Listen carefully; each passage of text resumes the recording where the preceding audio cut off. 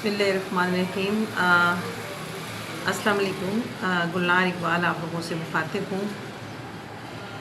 कहते हैं कि एक बादशाह किसी ज़माने में गुज़रा और उसे अपनी आवाम से बेपनाह मोहब्बत थी, और वो ये चाहता था कि मेरे मरने के बाद भी आवाम में इतना शऊर हो, ख़ुद मुख्तार हो, आज़ाद हो, और अपनी आज़ादी की, अपनी ख़ुद मुख्तारी की और माशी तंगदस्ती के ख़िलाफ़ आवाज़ उठा सके। तो बादशाह ने जो है वो अपनी वज़ीर के साथ मिलकर अपने वज़ीर को ये कहा कि मेरी आवाम जो है वो मुस्तक़िम मैं देखना चाहता हूँ, तो आज आप ऐसा करो कि ये इनका जो आटा है वो महंगा कर दो।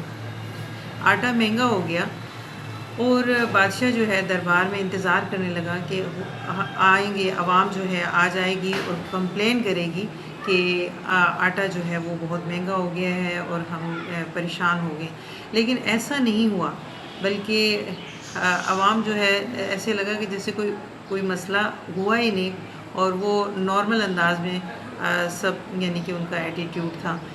बादशाह को बड़ा अफसोस हुआ और उसने जो है क्या किया कि अपने वज़ीर को कहा कि इनमें तो शऊर नहीं जागा, ऐसा करो कि वज़ीर को हुक्म दिया कि आप हर जो है चौराहे पर, हर गली, हर महल्ले कूचे में जाकर और दुर्रे वाले जो हैं उनका इंतज़ाम करें और इन्हें दुर्रे लगाएं। बादशाह के हुक्म की तामील हुई, दुर्रे लगाना शुरू कर दिए गली कूचों में, महलों में, चौराहों पर। तो दूसरे दिन जो है बादशाह ने देखा कि एक बहुत बड़ी तादाद जो है उसके दरबार में हाजिर हुई। बादशाह जो है बहुत खुश हुआ, उसे सोचा कि मेरी जो आवाम है उसमें शऊर बेदार हो गया और वो कंप्लेन लेकर मेरे दरबार में हाजिर हुई। उसे बड़ी खुशी हुई, बहुत अच्छा लगा। बादशाह ने कहा जी सुनाएं कैसे आप लोगों का आना हुआ। तो वो लोग बोले बादशाह सलामत, आपका हुक्म सर आँखों पर, हमें दुर्रे लग रहे हैं और हम दुर्रे खाने के लिए भी तैयार हैं, लेकिन एक मसला ये है, हम इसलिए हाजिर हुए हैं आपके दरबार में कि दुर्रे मारने वालों की तादाद बढ़ा दी जाए, क्योंकि हम अपने कामों से, ऑफिस से लेट हो जाते हैं। जिस पर बादशाह सलामत जो है वो सर पकड़ कर बैठ गए कि ये तो एक सोई हुई कौम है, इससे तो बेदार करना बहुत मुश्किल है। वही सूरत हाल जो है आज देखने में आ रही है कि आज हम आवाम जो हैं वो बिल्कुल सोई हुई है। आटा महंगा है, पेट्रोल महंगा है, बिजली महंगी है, डिफरेंट टैक्सेस लग रहे हैं। इसके बावजूद जो है आवाम इसके ख़िलाफ़ कुछ भी नहीं बोल रही, कोई आवाज़ नहीं उठा रही। जब तक ये एक इज्तिमाई मसला है और जब तक आवाम जो है इस पर बोलेगी नहीं, तो गवर्नमेंट को क्या लगे।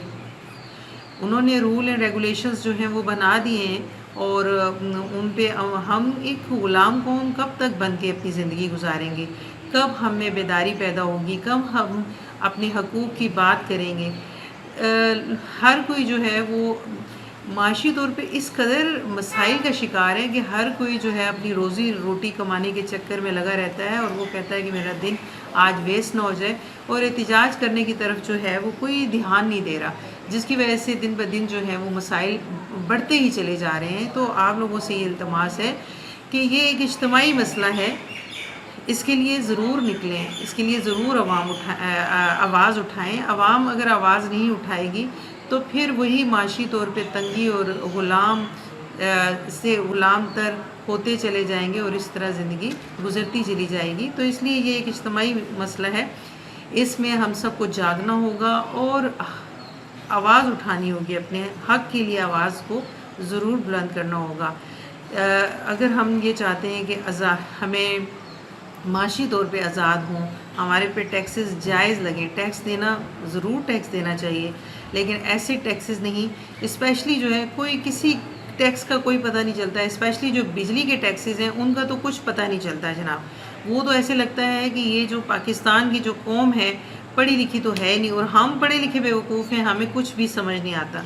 तो हम सोई हुई कौम हैं, तो ए सोई हुई कौम बेदार हो जा इससे पहले कि बिल्कुल रोशनी हो जाए, क्योंकि हर कोई आज इस कदर हालात ख़राब हैं कि हर कोई जो है वो आउट ऑफ कंट्री जाने के चक्कर में लगा हुआ है कि किसी तरीके से یعنی کہ اپنے وطن سے نکلیں. تو مجھے بہت دکھ ہوتا ہے. ہمارا وطن اتنا پیارا وطن، ہمیں اپنی جان سے پیارا وطن ہے، لیکن ہم اس سے چھوڑنے پہ مجبور ہیں، اور معاشی طور پر اس قدر حالات خراب ہو گئے ہیں، بجائے اس کے کہ ہم سب اجتماعی طور پہ مل بیٹھ کے اس مسئلے کا حل ڈھونڈیں اور یہیں اپنے پاکستان میں جو ہیں وہ ایک اچھی زندگی گزاریں. لیکن ہر کوئی جو ہے وہ اس دوڑ میں شامل، احتجاج، پروٹیسٹ یا کہنے کی دوڑ میں شامل نہیں ہونا چاہتا. بس یہ ہے کہ کسی طریقے سے یہاں سے نکل جاؤں.